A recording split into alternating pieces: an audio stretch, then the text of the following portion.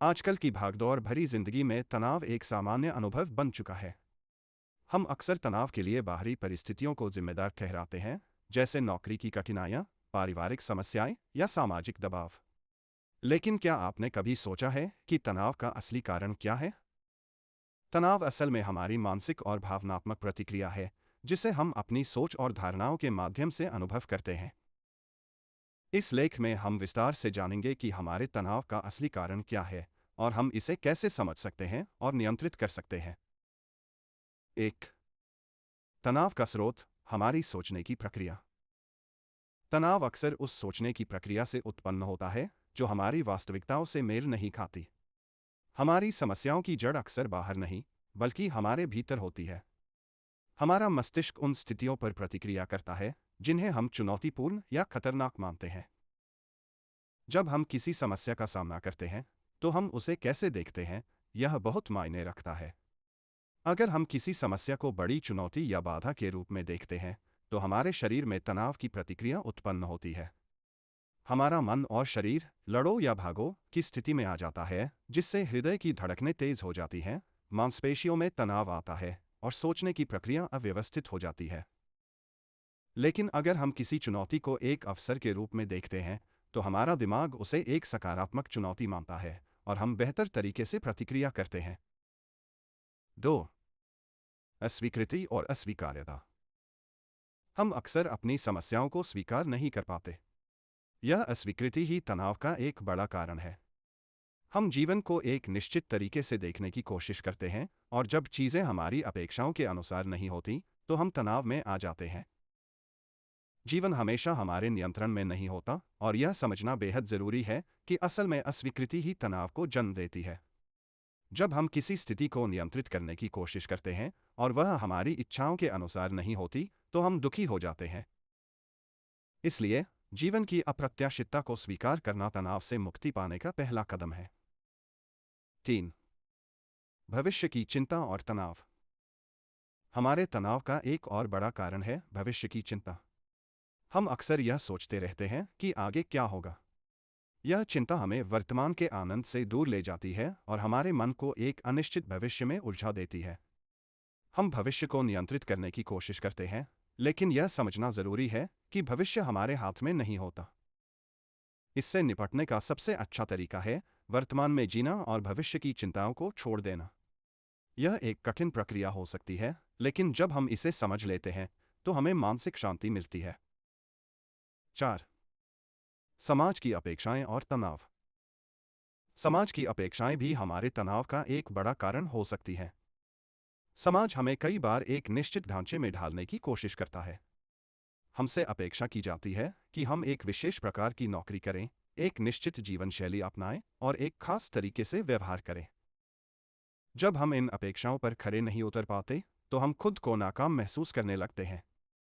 यह आत्मसंदेह हमें गहरे तनाव में डाल सकता है। इसलिए यह जरूरी है कि हम अपने जीवन के निर्णय खुद लें, समाज की अपेक्षाओं के आधार पर नहीं। जब हम खुद की इच्छा और ज़रूरतों के आधार पर जीवन जीते हैं, तो तनाव स्वतः कम हो जाता है। 5. हमारे संबंध और तनाव। हमारे व्यक्तिगत संबंध भी तनाव का कारण बन सकते हैं। जब किसी रिश्ते में तनाव होता है, तो वह हमारे मानसिक और भावनात्मक स्वास्थ्य पर बुरा असर डाल सकता है। संबंधों में गलतफहमियां, संवादहीनता और आपसी अपेक्षाओं का टकराव तनाव का एक प्रमुख कारण हो सकते हैं। रिश्तों में सुधार का सबसे अच्छा तरीका है संवाद और समझ। जब हम अपने विचारों और भावनाओं को खुलकर व्यक्त करते हैं और दूसरे व्यक्ति की बात को सुनते हैं, तो हम अपने संबंधों में संतुलन और शांति पा सकते हैं। 6.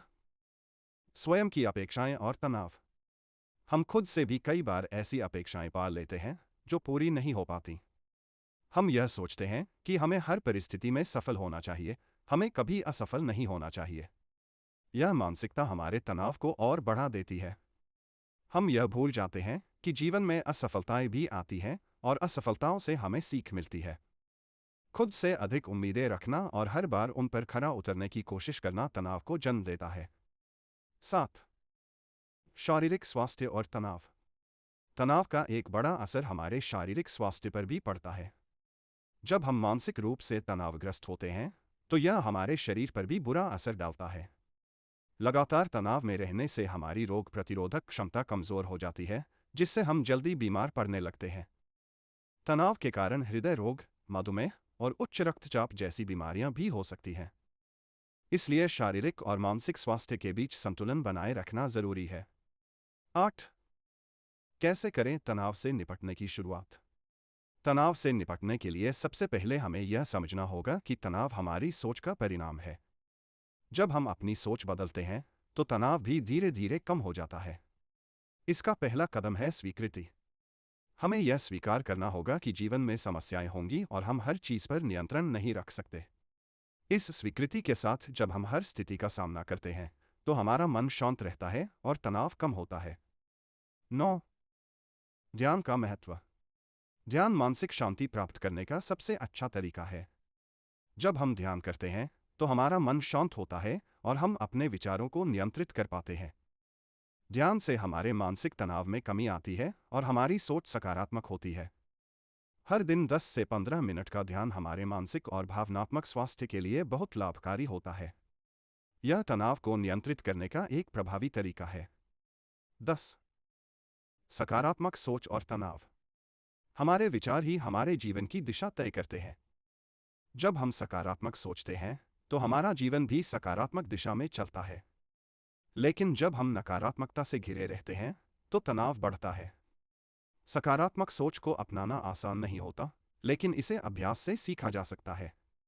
जब हम हर परिस्थिति में कुछ अच्छा देखने की कोशिश करते हैं, तो हमारा तनाव कम होता है और जीवन में एक नई ऊर्जा का संचार होता है। निष्कर्ष। अंत में, तनाव का असली कारण बाहरी परिस्थितियों में नहीं, बल्कि हमारी सोच और धारणाओं में छिपा है।